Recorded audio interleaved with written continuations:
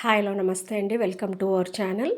ఇవాళ vegetable pulao recipe మీతో share చేసుకుంటున్నానండి. అంటే 2, 3 types of vegetable pulao recipes మీతో షేర్ చేశాను. ఇది కొంచెం డిఫరెంట్ టైప్ అనమాట. హ్మ్. అది అంటే బిగినర్స్‌కి, బ్యాచిలర్స్‌కి అలా యూజ్ అవుతుందని చెప్పేసి షేర్ చేస్తూ ఉంటానండి. సింపుల్ రెసిపీస్ అయినా. అయితే నేనిక్కడ 2 బిగ్ ఆనియన్స్ కట్ చేసుకున్నానండి. ఒక క్యారెట్ కట్ చేసుకున్నాను. ఒక మీడియం సైజ్ ఆలు కట్ చేసుకున్నానండి. మటర్ ఒక బౌల్‌లో మటర్ తీసుకున్నాను. ఒక 6, 7 పచ్చిమిరపకాయలు తీసుకున్నానండి. అన్నీ వాష్ చేసి పెట్టుకున్నాననమాట. పుదీనా ఒక కట్ట తీసుకున్నాను. కొత్తిమీర ఒక కట్ట తీసుకున్నానండి. ఇదండి నేను తీసుకున్నది. మీ ఇష్టం అండి. మీ చాయిస్. నేను ఒక్కొక్కసారి కాలీఫ్లవర్ ఏస్తాను. ఒక్కొక్కసారి బీన్స్ ఏస్తాను. మీ చాయిస్ అనమాట. వెజిటబుల్స్ అనేది మీ చాయిస్. అయితే ఒక ఒక సగం అనాస పువ్వు తీసుకున్నానండి. 2 ఇలాచీలు, 2 దాల్చిన చెక్క ముక్కలు, 4 లవంగాలు.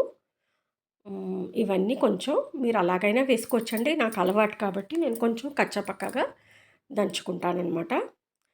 కుక్కర్ పెట్టేసుకున్నానండి. ఆయిల్ వేసుకున్నాను అంతా. పక్కనేమో వాటర్ బాయిల్‌కి పెట్టుకున్నాను. ఇంత క్వాంటిటీ నేను షాజీరా, దాల్చిన చెక్క, లవంగాలు 4, 2 ఇలాచీలు, ఒక సగం అనాస పువ్వు. ఇది దంచి వేసుకున్నానండి. ఆయిల్ కాగాక అది వేసుకున్నాం కదండీ! ఇప్పుడు ఆనియన్స్ అండి. ఒక 2 బిగ్ ఆనియన్స్ తీసుకున్నాను.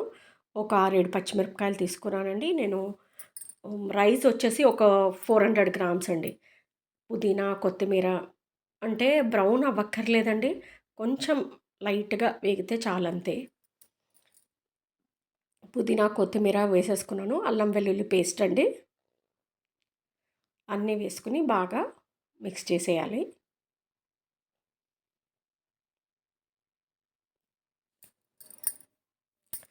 చేసి చూడండి ఎలా వచ్చిందనేది కామెంట్ రూపంలో తెలియచేయండి. ఎక్కువ నేను బిగినర్స్‌కి, బ్యాచిలర్స్‌కి యూజ్ అవుతుందని చెప్పేసి సింపుల్ రెసిపీస్ కూడా షేర్ చేస్తానండి. 3, 4 టైప్స్ ఇలాంటిది షేర్ చేశాను.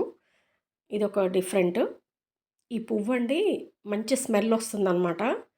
ఈ పువ్వు బాయిల్ వచ్చిన తర్వాత ఈ పువ్వు వేసుకుంటాను. మనం బే లీఫ్ తీసుకున్నప్పుడు బిర్యానీ ఆకుతో పాటు ఈ పువ్వు అడిగితే ఇస్తారండి. బిర్యానీ ఆకు పువ్వు అంటే ఇస్తారు.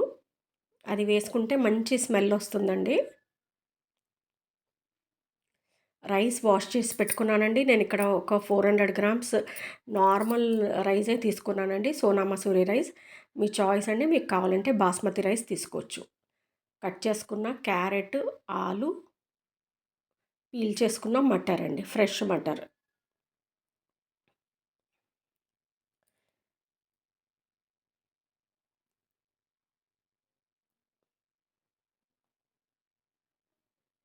మిక్స్ చేసుకోవాలండి.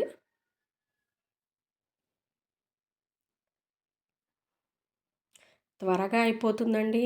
సైడ్ డిష్ లేకపోయినా అన్నీ అందులోనే ఉంటాయి. సైడ్ డిష్ కావాలంటే మీరు సైడ్ డిష్ చేసుకోవచ్చు. మేము ఇవాళ ఇలాగే అనమాట. ఇంకా సైడ్ డిష్ ఏం లేకుండానే కర్డ్‌తో తినేసాము. అంటే సైడ్ డిష్ కూడా అవసరం ఉండదు.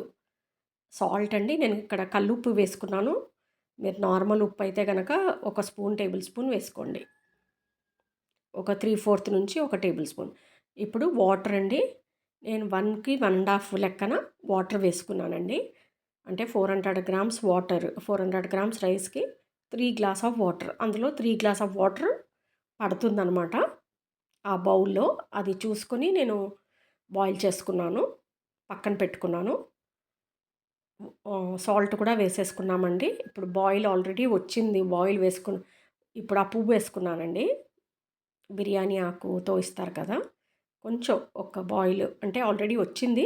మళ్ళీ ఇప్పుడు రైస్ వేసేసుకోవాలండి.